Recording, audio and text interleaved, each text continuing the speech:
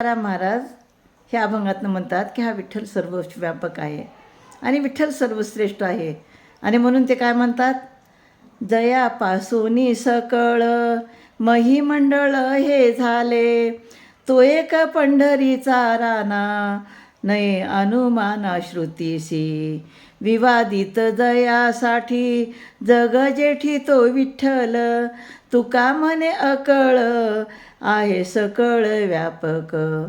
तर ज्याच्यापासून हे सर्व पृथ्वी मंडळ निर्माण झाले आहे तोच हा पंढरीनाथ आहे. ज्याच्या स्वरूपाचे अनुमान श्रुती म्हणजे वेदाला देखील करता येत नाही. साही शास्त्रे ज्याच्या स्वरूपाविषयी वादविवाद करतात तो हा विठ्ठल सगळ्या जगात सर्वश्रेष्ठ आहे.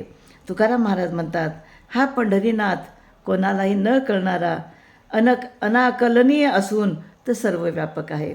खरं तर तुकाराम महाराज सर्वव्यापक ईश्वराचीच आराधना करणारे असे संत आहेत.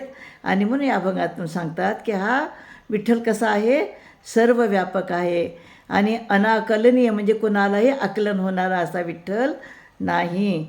त्या विठ्ठलाला जर समजून घ्यायचं असेल तर भक्तिभाव मनामध्ये ठेवून श्रद्धेने जर नामस्मरण केलं तर तुम्हाला ते सगळ्या गोष्टी लक्षात येतील. रामकृष्ण हरी.